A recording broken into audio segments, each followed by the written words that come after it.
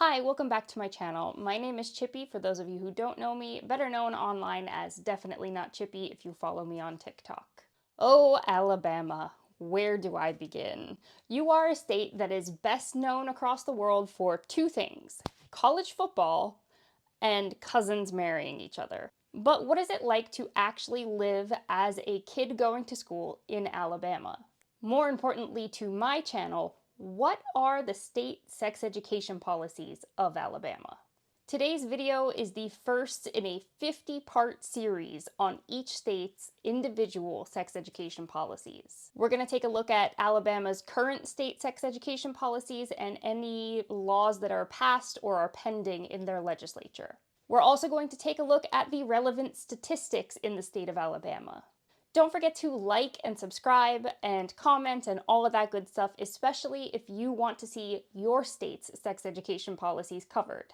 If you're not from the US, at the end of this video, I want you to go to the comment section and let me know how Alabama differs from your state when it comes to sex education policies. Also, if you've come here from my comprehensive sex education video, you'll see why I did that video first in this playlist. And I want you to keep in mind the standards that are expected for good, comprehensive sex education. With that all out of the way, let's get started. Sex education, first and foremost in Alabama, is not mandated. Alabama does, however, require students in the grades of 5 through 12 to get some education on HIV and AIDS. This was a bill that was introduced in 1987 at the height of the AIDS pandemic. It is state law that any school that chooses to teach sex ed must emphasize abstinence. When we go through the codes in a little bit, you'll see exactly what that means. Because of a new state law in Alabama, it is now required that sex education must be medically accurate. Up until that law was passed, that wasn't a necessity. I will talk about that law in a little bit. Gender identity and sexual orientation are not required topics in the state of Alabama. Again, if you know anything about Alabama, this shouldn't surprise you. In fact, there are bills proposed currently that would make it even worse, and again, I will talk about those when we get to the section on bills. There is no requirement in the state of Alabama on teaching about consent. While we're on the topic of consent, the legal age of consent in Alabama is 16 with a permissible 2-year gap. Parents are allowed in the state of Alabama to opt their child out entirely from sex education curriculum. It is also required in the state of Alabama that sex education materials be age appropriate, but this is standard pretty much everywhere. Now we're going to get into the nitty-gritty of what the Code of Alabama actually states, so bear with me, I'm going to be reading a lot from the notes for this part. State code says that materials provided should put an emphasis on the importance of self-control and ethical conduct. It also states that course materials should provide statistics based on the latest medical information that indicates the degree of reliability and unreliability of various forms of contraception. I apologize if you hear any construction sounds outside. I'm currently getting a patio put in, so please bear with me for the next couple of videos till that's done. The Code of Alabama 16-40A-2, which is the minimum contents to be included in sex education programs and curricula. Sorry, I apparently forgot how that goes. Number 1, abstinence from sexual intercourse is the only completely effective protection against unwanted pregnancy, sexually transmitted diseases, and acquired immune deficiency syndrome, or AIDS, when transmitted sexually. This is true, of course. The only thing that's ever going to protect you 100% of the time is abstinence. However, I fear that in the state of Alabama, this is being used as a scare tactic. Number 2, abstinence from sexual intercourse outside of lawful marriage is the expected societal standard for unmarried school-age persons. So right off the bat, number 2 in their state code is trying to put shame on people for having sex. Course materials and instruction that relate to sexual education or sexually transmitted diseases should be age appropriate. Again, this is just standard practice. Course materials and instruction that relate to sex education or sexually transmitted diseases should include all of the following elements. Number 1, An emphasis on sexual abstinence as the only completely reliable method, blah, blah, blah. We already said this part. Number 2, an emphasis on the importance of self-control and ethical conduct pertaining to sexual behavior. Again, we've kind of already covered that. Number 3, statistics based on the latest medical information. Again, we've covered this. Number 4, information concerning the laws relating to financial responsibilities associated with pregnancy, childbirth, and child rearing. So they want them to know that if you do get pregnant, if you do have a child as a teen especially, there are financial responsibilities that you will have to deal with. I don't necessarily think that this is a bad thing to teach kids. Number 5, information concerning the laws prohibiting sexual abuse, the need to report such abuse, and the legal options available to victims of sexual abuse. Again, I think this is a good part of this code. Number 6, information on how to cope with and rebuff unwanted physical and verbal sexual exploitation by other persons. Another good thing in this code. So far, we're doing kind of okay for Alabama. Number 7, psychologically sound methods of resisting unwanted peer pressure. Again, another good thing for kids to learn. And here's where it gets shitty. I knew it was too good to be true, so brace yourselves. Number 8 in this code says, an emphasis in a factual manner and from a public health perspective that homosexuality is not a lifestyle acceptable to the general public, and that homosexual conduct is a criminal offense under the laws of the state. Alabama, what the fuck? Obviously, most sane people know that that's a very shitty thing to tell kids, especially in a classroom where you might have children who are members of the LGBTQIA+ community. It's just gonna make them feel, number 1, like a criminal, apparently, and number 2, like an outcast. It is going to reinforce that there is something wrong with them when there isn't. Number 9, comprehensive instruction in parenting skills and responsibilities, including the responsibilities. I swear to God I can read. I promise you I can. Including the responsibility to pay child support by non-custodial parents, the penalties for non-payment of child support, and the legal and ethical responsibilities of childcare and child rearing. Again, I don't think that's necessarily a bad thing to talk about. So that's what we have on the Code of Alabama for this video. Again, number 8 from that code is fucking worrying, to say the least. And with all of that said, let me get into the currently introduced or currently passed bills in the state of Alabama. This is another reading-heavy section, so bear with me. An article on the topic states that HB 130, sponsored by Representative Mac Butler, a Republican from, of all places, Rainbow City, I promise you I am not joking, would prohibit classroom instruction for any K-12 student regarding sexual orientation or gender identity. This bill expands on the state's Don't Say Gay bill. The Don't Say Gay law banning discussions in kindergarten through 5th grade, which was a measure added in the last hours of the 2022 legislative session. That's really... That combination of words is very hard to say. You should try it if you're laughing at me right now. This was a measure that was added to a bathroom bill.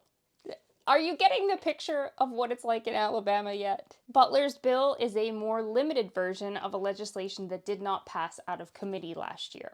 HB 195, sponsored by Representative Susan DuBois, I hope I'm saying that right, DuBois, whatever, Republican from Hoover, would require sexual education in the state, quote, exclusively and empathetically teach sexual risk avoidance content. DuBois defined sexual risk avoidance as abstinence first. The bill does not explicitly prohibit the teaching of contraception, but places limitations on instruction, including that it is in line with sexual risk avoidance, does not minimize, encourage, or promote sexual behavior by youth and teens, and does not say that contraception is 100% effective against pregnancy and sexually transmitted infections, and, quote, dispels any false sense of security surrounding safe sex. Susan DuBose sounds like she would not get along with me very well. On the flip side of those awful things we just talked about, sex education advocates did help pass House Bill 385 in 2021, which updated Alabama's sexual education curriculum requirements to make them more inclusive. It was introduced by Representative Laura Hall, a Democrat from District 19, and it requires sex education instruction to be medically accurate, removing the requirement for materials to highlight stigmatizing and false information about LGBT. I'm a part of this fucking community and I can never say it. LGBTQIA+ identities, and shifts instruction from an emphasis on self-control and ethical behavior to an emphasis on the importance of delaying sexual activity and discouraging risky sexual behavior. Now, that sounds all well and good, but there's a caveat. State advocates in Alabama have reported that educators often lack information concerning the state's sex ed policy and are afraid of implementing the wrong curriculum. As a result, many opt not to provide sex education at all. In the past year alone, advocates report increasing attacks on state and local organizations that support sex education. Further, advocates expect additional aggressive legislative attacks on sexual and reproductive rights in a state that has historically introduced and passed legislation that allows for the mistreatment of transgender youth and their families, as well as banning access to abortion care. So, regardless of that past law getting passed, it's still not so great when it comes to sex ed in Alabama. This is disproportionately affecting at-risk groups. House Bill 7, introduced in 2023, prohibits certain public entities, including local boards of education, from promoting or endorsing or requiring affirmation of certain divisive concepts relating to race, sex, or religion. It prohibits conditioning enrollment or attendance in classes or training on the basis of race or color. It allows for the discipline or termination of employees who violate this act. Now, let me tell you what the ACLU of Alabama has to say about this. They said, "These bills are intended to have a chilling effect on discourse regarding race, class, sexuality, and national origin, and seeks to characterize these discussions and accurate teachings, assignments, and trainings that also label them as divisive." So basically, these teachers are not allowed to discuss any of the aforementioned things because Alabama is considering those divisive topics, and you can get fired if you discuss them as a teacher.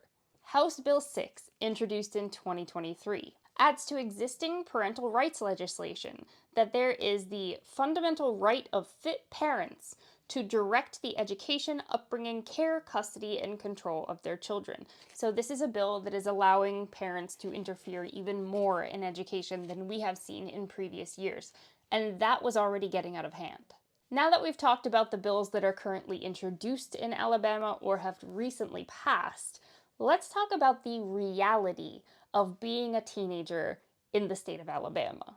6.9% of Alabama secondary schools taught students all 22 critical sexual health education topics in a required course in grades 6 through 8. When it comes to high school, for the same criteria, only 43.2% of those students are learning the critical topics for sex education. 18% of Alabama secondary schools taught students about the benefits of being sexually abstinent in a course in 6th through 8th grades. When it comes to high school, 94.6% of secondary schools taught about being abstinent. That is almost all of the high schools. Again, this is a state that stresses abstinence.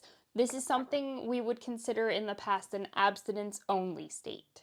So from just those first 4 statistics, we can see that in the state of Alabama, students are learning more about abstinence than they are about critical sex ed topics. 15.5% of Alabama secondary schools taught students how to access valid and reliable information, products, and services related to HIV and other STDs and pregnancy in courses in 6th through 8th grade. When it comes to high school, it was 90.7%, so that's good. 9% of Alabama secondary schools taught students about preventative care that is necessary to maintain reproductive and sexual health in a required course in grades 6th, 7th, and 8th. I would like to point out to you that the majority of kids in middle school are going through puberty. And Alabama is not teaching them how to deal with that when it comes to like going to the doctor, what they should expect for their period, things like that, things that are so necessary to know about in that age group. When it comes to high school, 85.8% of the schools taught them about preventative care that is necessary to maintain reproductive and sexual health. So a little bit better, well, a lot better, but still not where it needs to be. 6.9% of Alabama secondary schools taught students how to correctly use a condom in grades 6 through 8. When it comes to high school, get ready for this. 51.2% of students learned how to properly put on a condom. That's half. That's barely over half. 6.9% of Alabama secondary schools taught students about methods of contraception other than condoms in grades 6 through 8. In grades 9, 10, 11, and 12, it was 71.1%. There's statistics at the end of this that are going to make a lot more sense now that you know those last two groups of statistics that I covered, the condoms and the other contraceptives. It's going to be illuminating. Just hang in with me.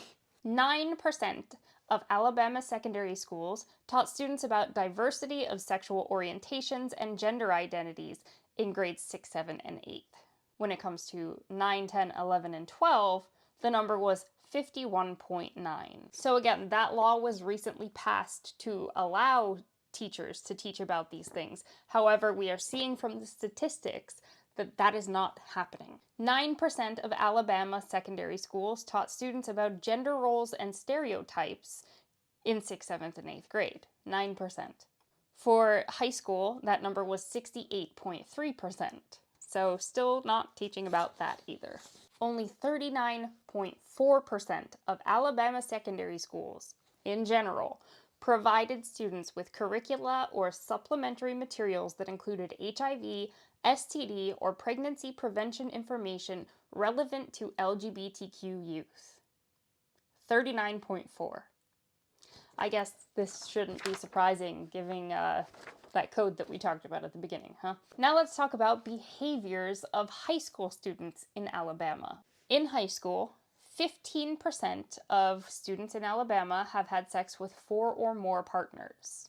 20% used drugs or alcohol before their last sexual encounter. 51%, only a little over half, used a condom the last time they had sex. In an average Alabama high school classroom of 30 kids, there would be 10 who are currently sexually active, 4 who have had sex but are not currently sexually active, and 16 that haven't had sex ever. Now, remember when I talked about the condom thing not getting taught, nor the other contraceptive things? This is where that's relevant. The overall population, so adults included, has an STD rate in Alabama of 852.2 per 100,000. The HIV rate for the entire population of the state is 341.6 per 100,000. The overall rank of Alabama is the 6th highest STD rate in the United States. Are you starting to understand why teaching kids about condoms and contraceptives and safe sex is important? So that's all the statistics I have for you, thank God, or else I think I was going to literally pass out on my bed. If you live in Alabama and these stats are upsetting to you and the codes are upsetting to you, I have good news. There is something you can do about this. It takes some work, but you can do things. You can go to school board meetings, run for school board if that's something that you are able to do. You can organize in your community and become an advocate for sex education. SIECUS has a really good community action toolkit that I'm going to link in the description. If you live in Alabama and you didn't like what you heard in this video, please go click on that link. If you've gotten this far in the video, please go to the comment section and let me know what you think of Alabama's sex ed policies. That's all I have for Alabama. Next time we will talk about Alaska. We are going in alphabetical order, so prepare yourselves because it doesn't get a lot better yet. With that said, if you haven't liked and subscribed and commented yet, please feel free to do that. It helps my channel so much. Thank you, and I will see you next time.